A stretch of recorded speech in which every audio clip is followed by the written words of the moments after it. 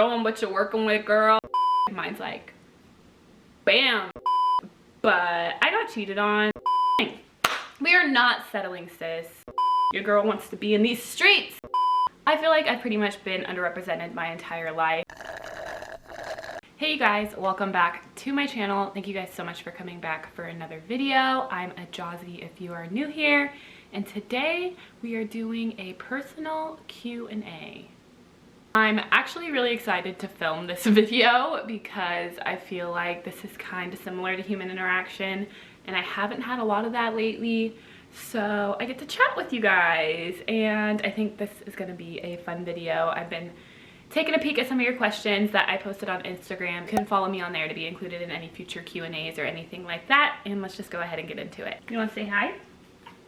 Okay, so to start, I had a couple questions about like moving to LA, how I moved to LA, living alone during quarantine, etc. And I feel like Zuri is the perfect way to lead into that question just because I would not be able to live in LA by myself without her, and I can like 100% promise you that. She is like my best friend and the companion that I need to come home to every day, especially during lockdown. We have just been together 24/7. That is my girl. I'm so grateful for her. But also moving out of Vegas. So if you don't know anything about me, I am from Las Vegas, Nevada, and I went up to school in Reno, Nevada for all 4 years of college to get my bachelor's degree in kinesiology. And after I graduated, I moved back to Vegas and moved in with my mom for a year just to kind of figure out what I was going to be doing after graduation and what my plans were, just because how my life kind of ended up working out with like being on social media and stuff. So I spent a year, almost a year exactly, in Vegas, and then decided to pick up and move to LA by myself. I felt like in Vegas I was very limited on opportunities in regards to like PR events and like access to brand deals and stuff like that, which I mean, you can 100% be successful from anywhere on social media, but I figured I should give myself the opportunity to just be somewhere where there is more opportunity than trying to find more opportunity in Vegas where it's not as accessible. So that's when I moved. I'm in a studio and I'm actually going to be moving out of this studio but staying in LA at the end of my lease come July. Can't wait for more moving vlogs and I'm excited. I cannot wait. I've been living on like the west side of Los Angeles, so I'm kind of in like the Playa Vista, Marina Del Rey area, and I'm gonna move like into the city. Your girl wants to be in these streets. I'm just kidding. No, I don't. But I just feel like I need to be somewhere where everything is not inconvenient, because every drive that I take from like where I'm living right now is like 30-40 minutes, and I'm not the hugest fan of it. Which then I might as well go into the question about social media. I had a lot of questions about how I got sponsored, if I'm working full-time on social media, like what my full-time job is, what I plan on doing. And I do work on social media full-time. I was a kinesiology student in Reno, like I said, for my undergrad, and I was studying kinesiology to hopefully go into physical therapy school. I've had a lot of sports related injuries in my lifetime. I lived at and loved my physical therapist, and it really just inspired me to shoot for a career in that industry. So I was studying somewhere along the lines, well, I got my degree in kines, but somewhere along the lines of like athletic training slash sports rehab, but not necessarily like clinical physical therapy, just because I wanted to focus more on like sports related injuries. I didn't know how I was going to approach that, but I was going to apply to grad school my last semester, spring semester 2014 of college. And then in January 2018, I went to the LA Fit Expo and the Gymshark pop-up shop for Nikki B's season 2 collab with Gymshark. Met the whole Gymshark staff, met all the athletes, and ended up getting sponsored by Gymshark about a month later. I only had about 20,000 followers at the time, so they sponsored me as a very, very small page, which I don't like. That might not be small to some people, but small as a sponsored athlete, I was the smallest athlete at the time. And then I was sponsored by my supplement company about a month later. I was also already selling workout programs at the time, so instead of applying to grad school, I decided to see what I could do with social media full time. I honestly don't know what my plans are for the future, just because I don't know what the longevity is in social media influencing, especially in the fitness industry. But I really am enjoying what I do. I am very passionate about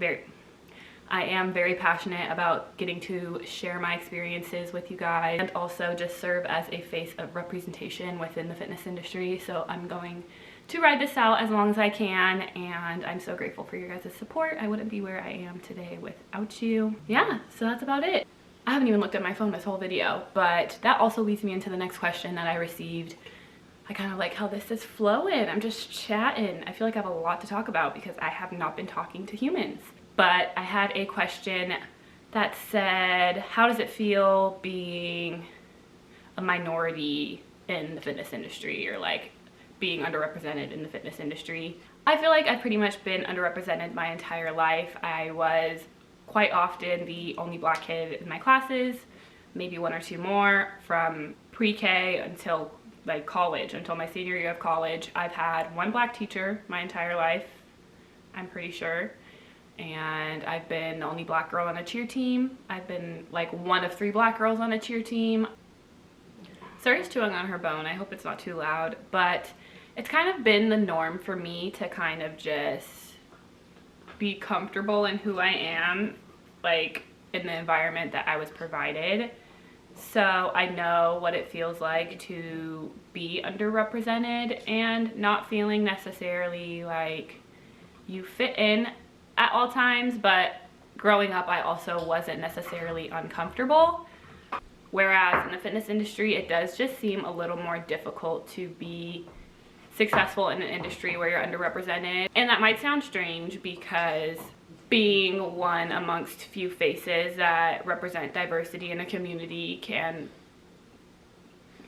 seem like it would help your brand, because it's like not that common. It feels like there's more of a lack of support for minorities in the fitness industry. So I really just take pride in my platform, and I'm so grateful for the opportunity to be a face of representation, not only for black women or black people in general, but also my body type, because I am a thicker gal. It's taken a very long time for me to be as happy with my body image as I am now.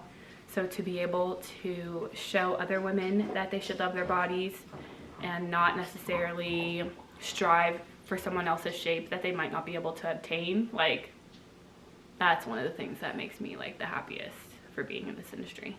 Moving on to the next question. I feel like I just went on the longest rant because I wasn't even reading off actual questions. I was just like saying them off the top of my head. But this is a good one. Why don't you post ass pics like other influencers? Respect thing, modesty. I wouldn't say it's a respect thing or a modest thing, because I support ass pics so hard. Showing what you're working with, girl. But I have a lot more cheeks going on than your average influencer.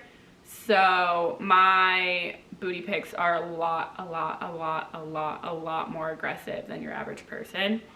And it's not like, oh cute, there's some butt. Like mine's like, bam, like that's a lot of ass. So I stick with my little side butt, a little back butt every once in a while, and that's all I can do. I don't know, when I see the photos, it's just like very aggressive and I don't know how to handle it. Okay, next question. One of the most frequently asked questions that I get is my ethnicity, and I am half black, half Vietnamese. My mom is full Vietnamese and my dad is full black. Tons of man's booed up quarantine questions. I'll just put them on the screen right here. Okay, let's just start from the beginning. I've had a couple conversations on this channel about mans, past mans and whatnot, and let's just go ahead and start with this bad boy right here. I'm gonna just slap her up here. After explaining that me and my long distance relationship that was damn near 7 years long didn't end up working out.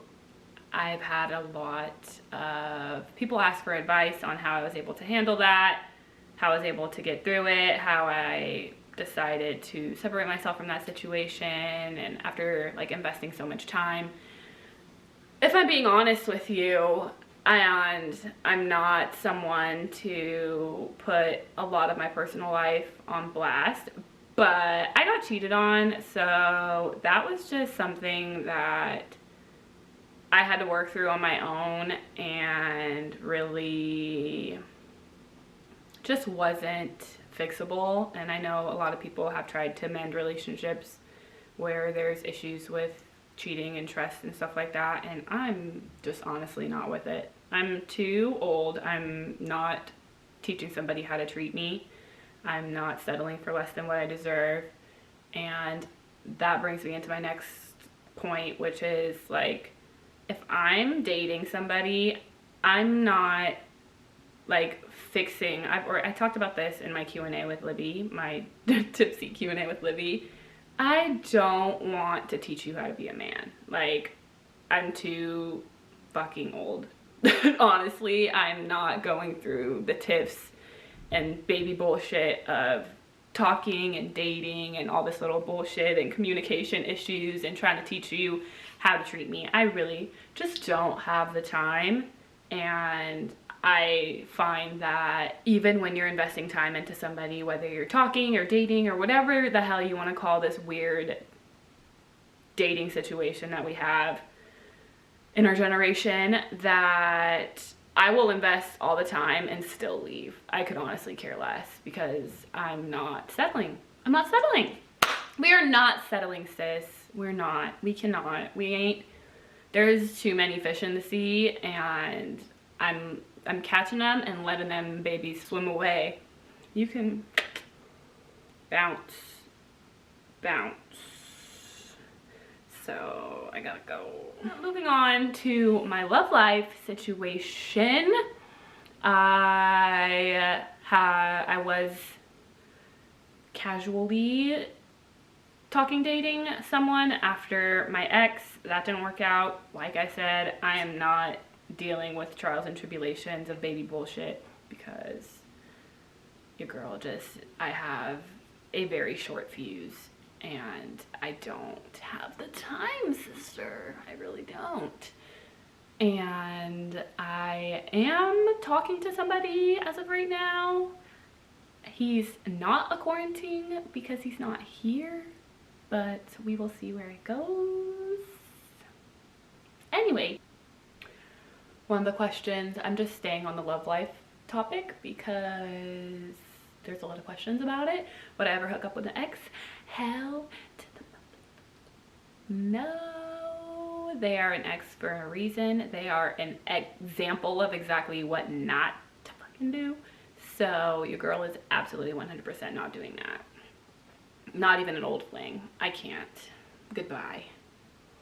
It's a one chance thing around here, hunty. Bringing me in to where do I see myself in the next 5 to 10 years? Dream job, husband, kids, goals for my life other than fitness. Dream job, I honestly don't even know at this point. I'm just gonna enjoy where I'm headed right now. I have my degree if I do want to pursue something in kinesiology later, and I'm just taking life as it comes. I'm having a lot of fun. I'm very grateful to be in the position that I am, and I'm turning 25 this year, so we're just gonna see what happens, what is in the cards for me. Husband, I do want to get married, but who knows when that will be based off these previous experiences. But I'm not in a rush for anything unless it's with the right person, so I don't want you to feel obligated or feel like you were on a time crunch either, because there ain't no reason to feel like that. We have too much life to live. And do I want kids someday? I do want kids someday. Think I want 3. I would settle with 2. I'm not doing more than 3. And preferably I would want boy, girl, boy. If it was in a perfect world, I could have my choice of my order of children. But I also don't know how I will be able to afford 3 children and 3 cars and 3 college tuitions.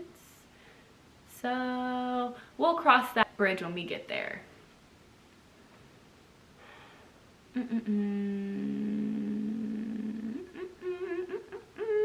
What's your turn-ons and turn-offs? I'm gonna assume that this is just like in a general aspect, and turn-ons would be like traits, personality traits. I would say ambitious and hardworking and respectful and loyal. For turn-offs, I would say a bum. Is that a personality trait? Because I'm gonna call it a personality trait. You can't be a bum. You can't be lazy. You can't be immature. Like, we have to grow up. We have to grow up, sis. We really do. And disrespectful, cocky.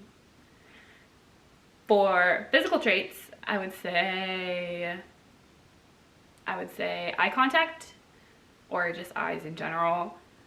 Pretty smile, nice lips, chocolate. 6'3.5". I'm just kidding. No, I'm not. I don't know what's going on here. Yeah, tall, black. I love black men. I'm not opposed to interracial dating. I just personally love black men. And yeah, eyes, lips, teeth, muscles. And turn-offs, physical would be, well, this isn't the same. I'd say turn-offs like habits now. I'm not gonna say I'm turned off by somebody's like physical appearance, but on your phone all the time, especially like when you're eating. Bad hygiene, no eye contact.